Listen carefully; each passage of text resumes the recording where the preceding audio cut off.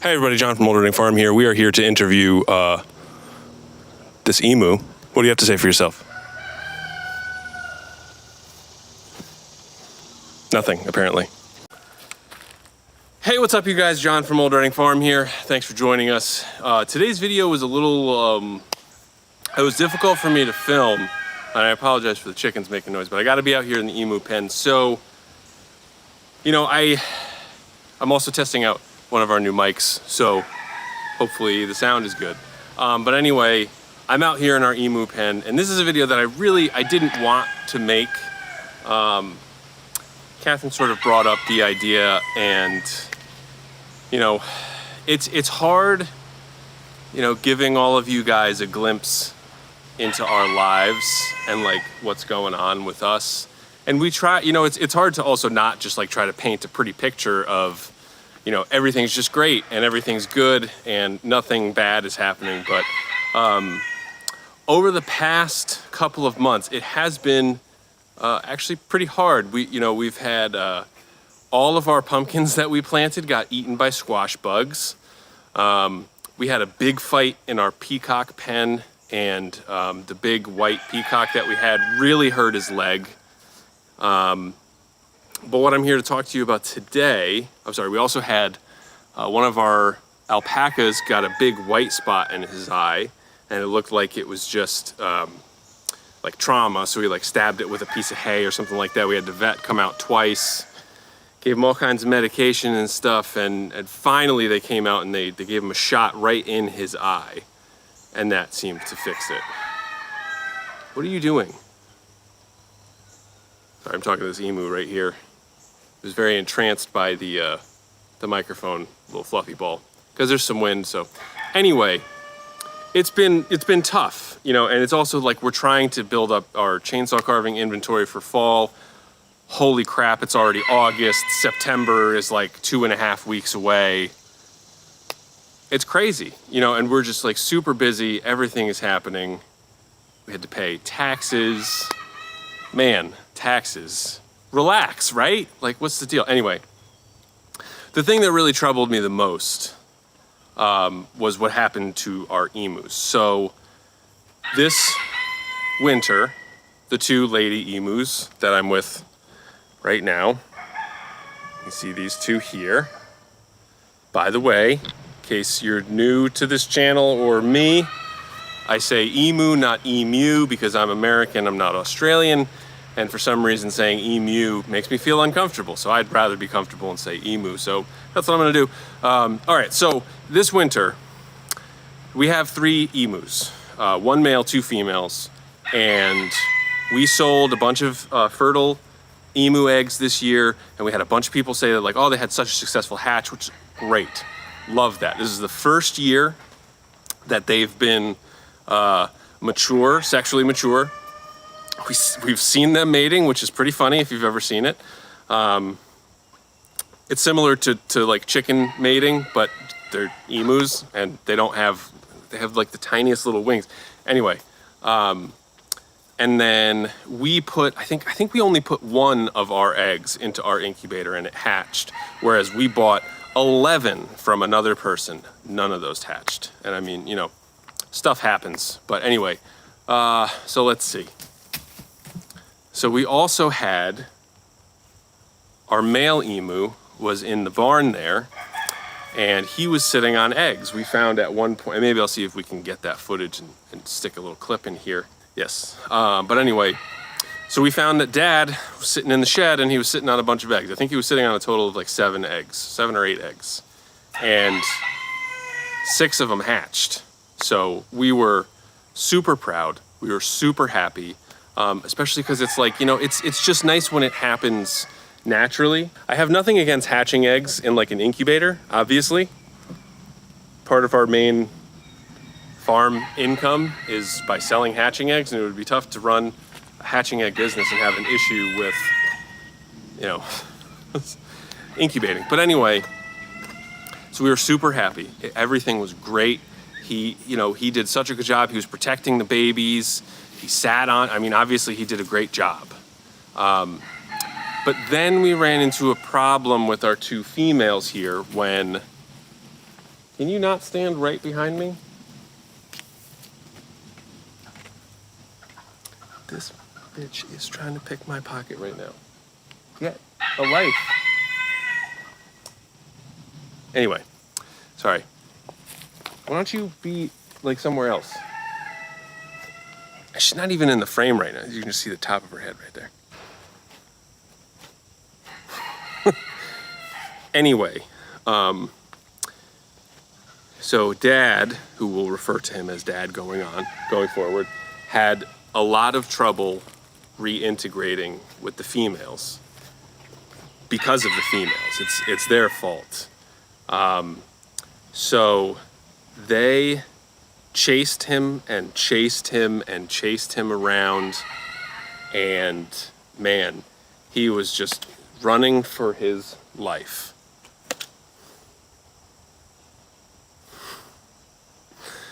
She's trying to pick my pockets right now. What do you want? And you know, it's hard to even like pet this one right now because this one is the main troublemaker. You know, there's not a lot of differentiation between all these. You know, a lot of emus do sort of look alike, but this one has, she's got a bad hair day. This one was the main troublemaker. And then so what had happened was we found Dad one day and he was hurting. He was really not doing well. He had a huge gash on one of his legs. He was bleeding profusely, and he was missing like feathers on both of his legs and the front of his neck. His front of his neck was bleeding.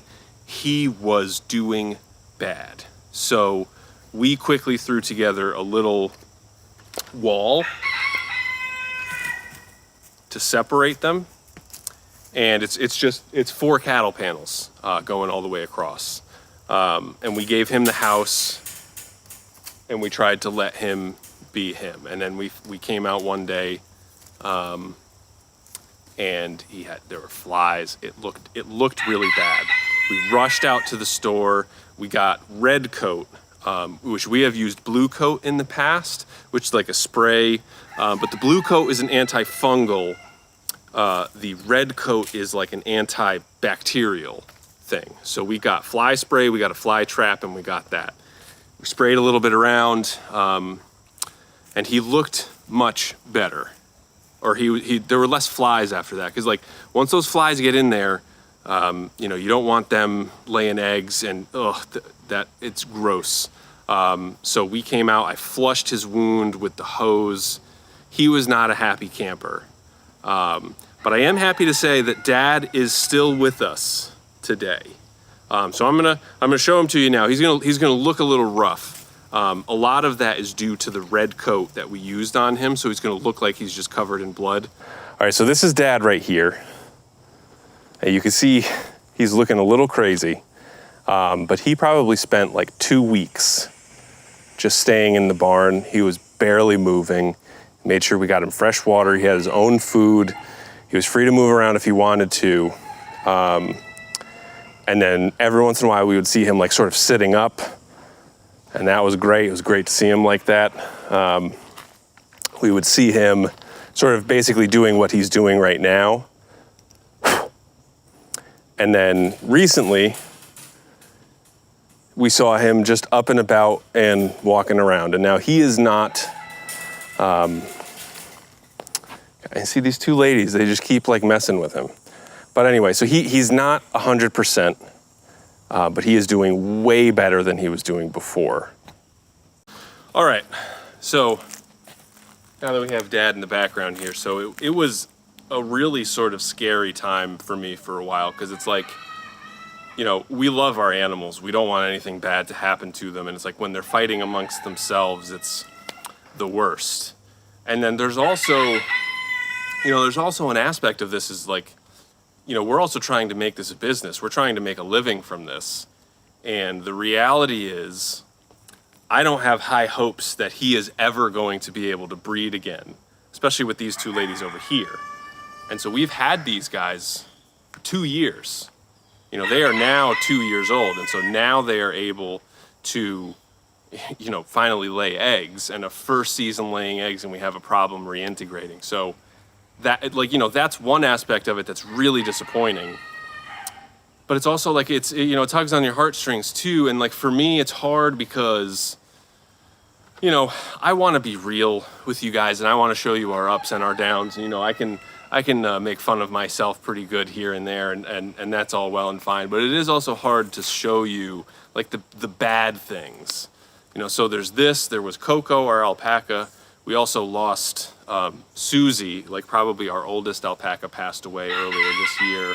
It's been a rough year, you know, just in addition to like everything being so hectic and everything so busy and everything's wild. And then there's just been some really tough challenges this year, but he is doing actually way better. And that makes me hopeful. And he's got 6 babies on the porch right now that he hatched out himself. Or is one of them? Yeah, no, one of them.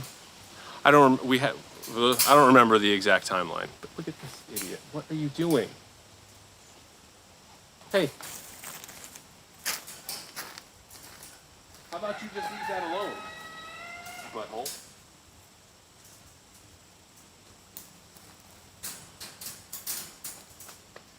Gosh. So anyway, even though he's sitting here with, you know, it's crazy. Like he's grown in a new layer of skin, which I didn't know. You know, it's like literally like a lizard. So like the 2 red spots that you see, those are his 2 legs. All of the skin on his legs basically fell off and is growing back. He's growing some of his feathers back, which is really good. And I've seen him get up and walk around, but so he hobbles, so he definitely hurt his foot too. And now a lot of people, when they're little, if an emu chick hurts their leg, it'll severely hinder their ability to grow properly because they grow so fast and they're so dependent on their legs that a lot of people, if they hurt their legs, they cull them. We are 100% not doing that with this guy. Regardless of what happens, he's going to stay with us for the long haul. You know, even if he just has to be like a babysitter for a while to just have an adult emu around with the babies that he raised. We'll have to see. I'm not exactly sure how we're going to handle that. I think one of the things that we're going to do is we're going to shorten this run. So this is a very large fenced in area that we have here. Let's see, I think this is 2,000 square feet plus, because I think it's like 45. Yeah, I think it's maybe even 50 feet by 60 feet. So maybe even 3,000 square feet. It's very large, especially for 2 emus. So we're going to shorten this and put like, you know, basically a similar type wall further down over there. And then we're going to open this up. We'll put the, you know, the babies that we have on the porch, the babies, I mean, they're like, they're big. We'll put them over here with Dad and make sure that they all get along and everything. We want to make sure that they're not going to be like pecking at his wounds or anything like that. So, and then once they're over here, you know, we'll have to see. We'll probably have to build like another little house down on that end for these 2. You know, even though they don't ever go in it, like we need to be able to give them the opportunity. But we can build a nice small house for those 2. They don't need a lot of space. But anyway, you know, I think that's going to do it for this video. It's been a really tough year, and I appreciate you guys sticking around with us and you know, watching all of our videos and commenting. We really appreciate it. We're getting ready to get into a big, busy September, and we're working hard to make sure we have a ton of videos all scheduled, and Catherine's doing a great job of editing, so we have them all ready to go so we don't miss any days. But anyway, we appreciate you guys. Just wanted to give you a little insight to, you know, some of the real life struggles that we go with sometimes, and everybody wish good feelings and healing hopes for Dad here. All right? Thanks, guys. See you next time.